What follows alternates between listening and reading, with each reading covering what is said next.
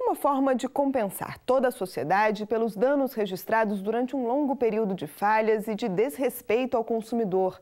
Por ordem da Justiça Federal, os responsáveis pelo caos aéreo terão de pagar 10 milhões de reais de indenização.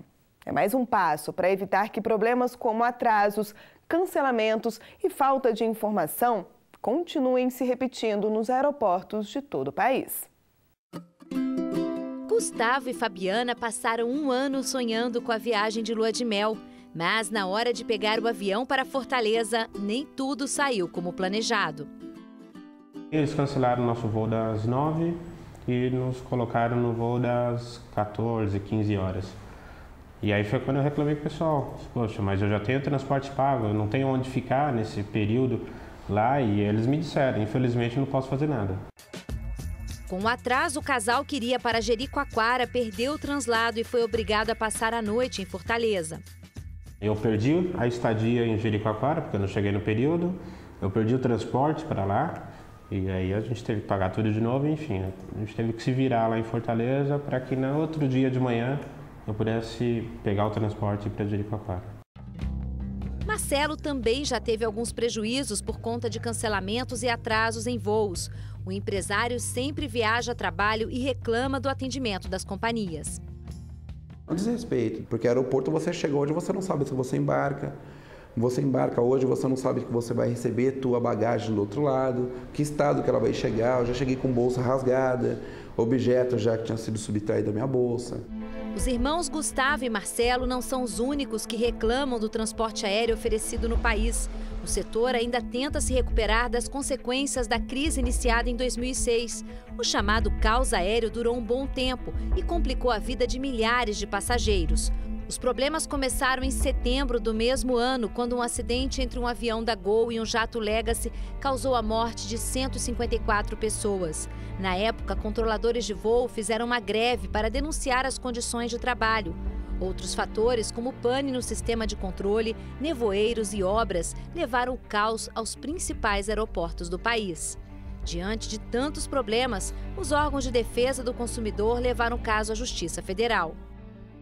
O escopo da ação era direito à informação, que já é uma previsão do Código de Defesa do Consumidor, e assistência material, também, que é uma previsão do Código de Defesa do Consumidor, porque ele ficava sem voucher, ele não tinha alimentação, ele não tinha para dormir, né, não tinha nada, então ele ficava lá totalmente desamparado. Então isso era gritante, um abuso, uma prática abusiva, uma contrariedade ao Código de Defesa do Consumidor. A situação só começou a melhorar em 2010, quando a Agência Nacional de Aviação Civil estabeleceu novas regras para o setor.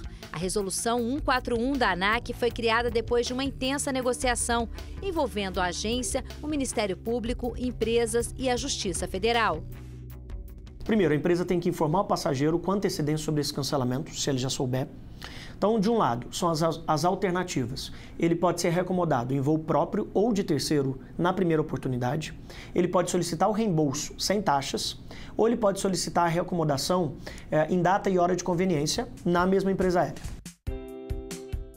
Outra medida que ajudou a solucionar conflitos entre passageiros e companhias aéreas foi a instalação dos juizados especiais nos principais aeroportos do país.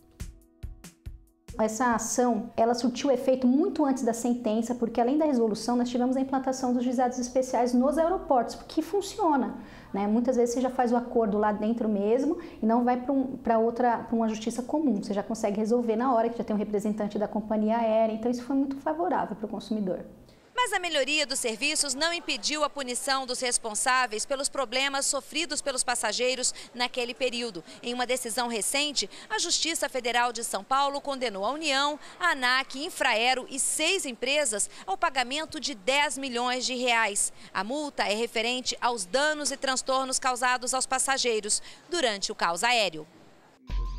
Para o juiz que analisou o processo, ficou provado que houve falhas tanto na prestação quanto na fiscalização do serviço.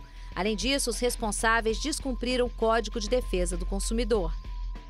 O importante é que houvesse uma condenação para que a sociedade tivesse uma satisfação e que isso que foi feito não pode mais acontecer. Quer dizer, as pessoas têm que ser atendidas com dignidade.